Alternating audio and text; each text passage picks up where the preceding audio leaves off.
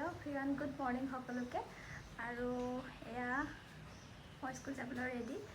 और स्कूल जाबले ओलाउते माने कि हल हठात माने बरषुण आहि गल और बरषुण जाकर कारणे रई रई रई रई एतिया 9टाय बाजिल और हयतो आज स्कूटी লৈ যাব নোৱাৰিম সেইবাবে মোৰ মানুহজনকে ক'লো যে মোক গাড়ীৰে থৈ আহিবলৈ বলক যাও আৰু তাৰ আগত মই অলপ বাহিৰৰ পৰিৱেশটো দেখাই আছো।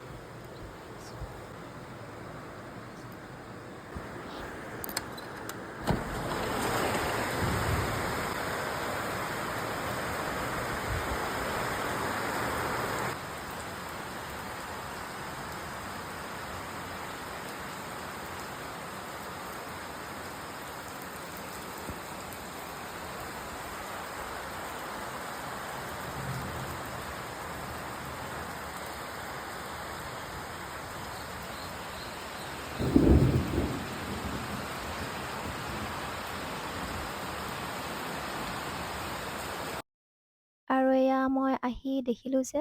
বাবু আৰু মিষ্টাৰে খাই আছে ৰুটি আলু ভাজি আৰু মোৰ ছোৱালীজনী এইজনী তাইৰ অলপ গাটো বেয়া আজি দুদিনৰ পৰা খুব চৰ্দি লাগিছে তাইৰ আৰু মোক দেখি তাই অলপ কান্দিব বিচাৰিলে মানে তাইও যাব বিচাৰিছে মোৰ লগতে সেইবাবে তাইক অলপ কোচত লৈ ল'লোঁ মই আৰু চাওকচোন তাইক কোনো হাঁহি নাই মনটো খুব বেয়া গাটো খুবেই বেয়া তাইৰ আৰু এনেকৈ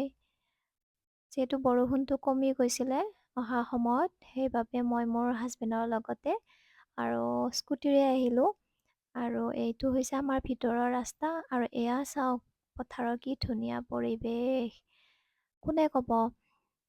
এইখন বাৰিষাৰ পথাৰ এতিয়াই যে ইমান ধানবোৰ ইমান ওখ হৈছে মানে এইবোৰ খৰালি দিনতে লগোৱা হৈছিলে এইবোৰ হৈছে বড়ো ধান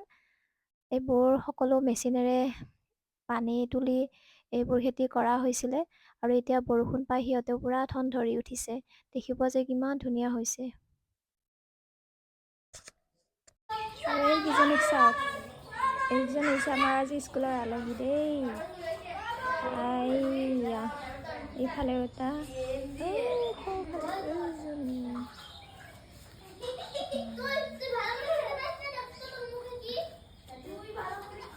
এই স্কুলত ঘাঁহবোৰ আছে যে এই গেটখন খোলা থাকিলে সিহঁতে ঘাঁহ খাবলৈ ইয়াতে এনেকৈ দৌৰি আহে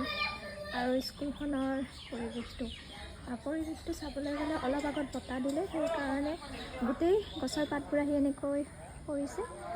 আৰু চাফা কৰিব লাগিব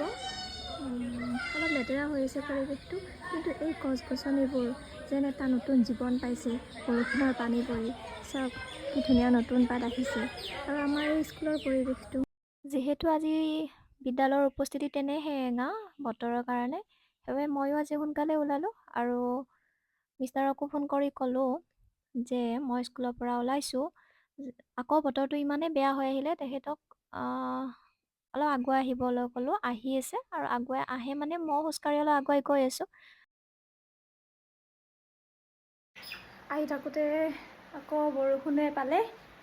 আৰু সেয়া ভিজি বুৰি কিবাকৈ ঘৰতে আহি পালোঁ আৰু আজিলৈ বাই বাই।